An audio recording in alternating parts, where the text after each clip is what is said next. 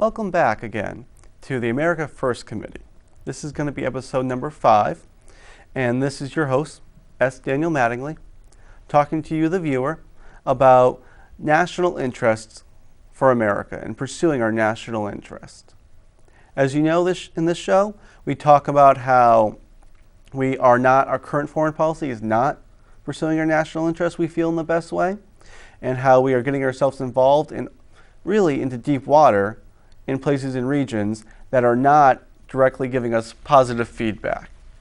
We are making the world less safe for America if we keep the ship going the way it's been going.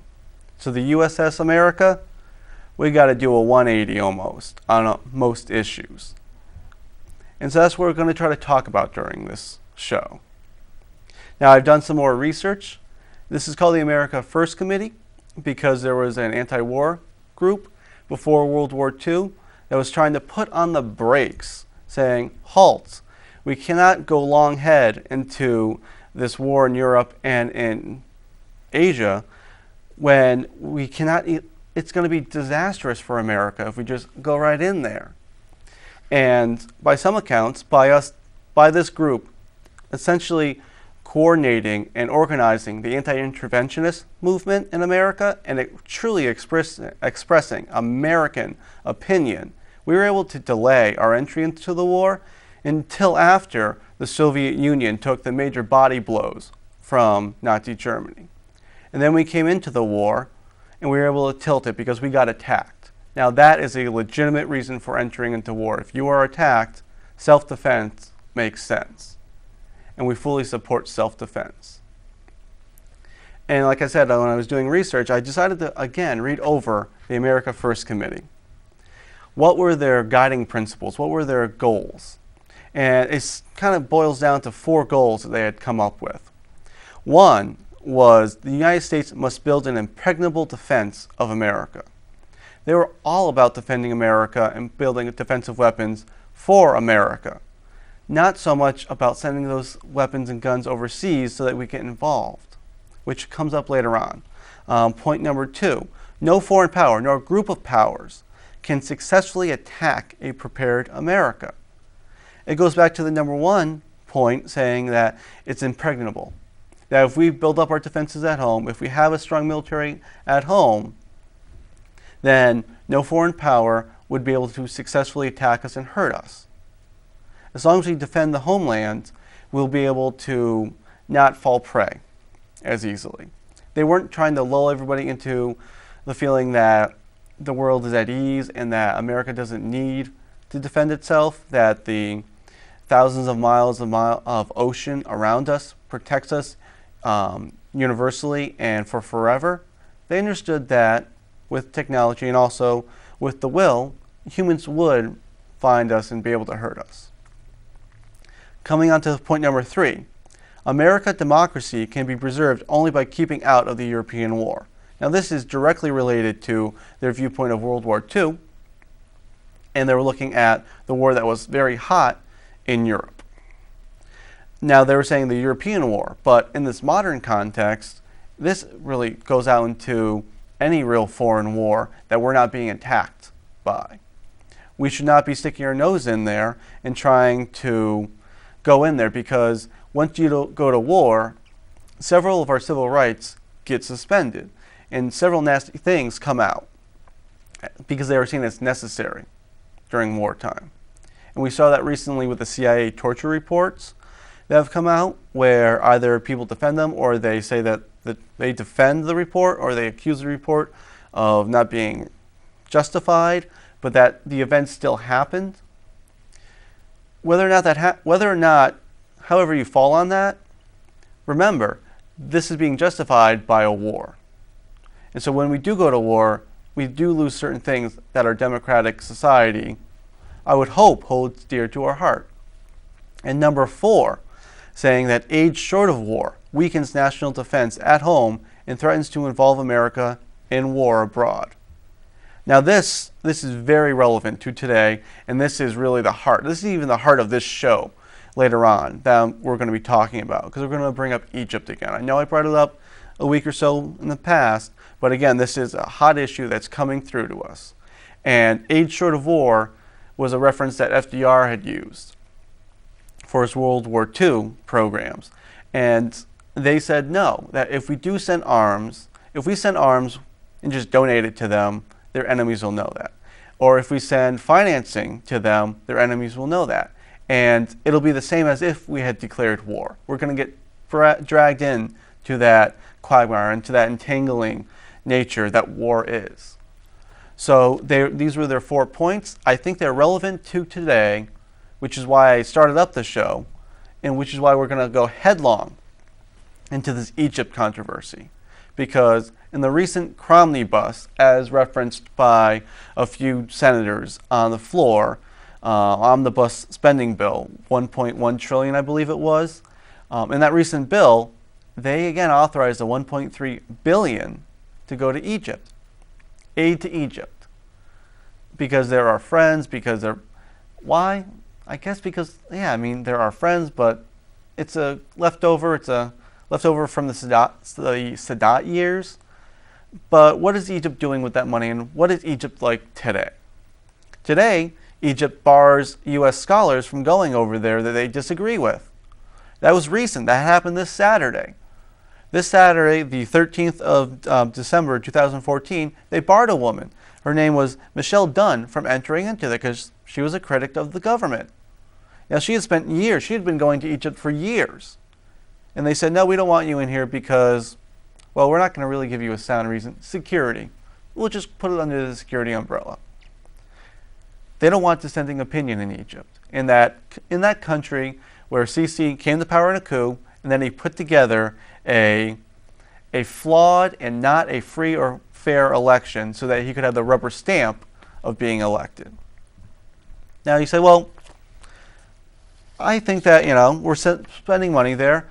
How are we spending money? I mean, how does that counter how we spend money in our foreign military financing program, is what they officially call it through the State Department. That can't run counter to. I mean, as long as he's fighting terrorists, we're good. But if you go to the State Department and to their website, it's directly in there, 3 points down, what is the purpose of foreign military financing? To maintain support for democratically elected governments that share values similar to the United States for democracy, human rights, and regional stability. Egypt doesn't do that. That's the 3rd point down. 3rd point down, they're saying that's what we want to do. We want to try to support, we want to help out our friends that are democratic around the world, but Egypt is not.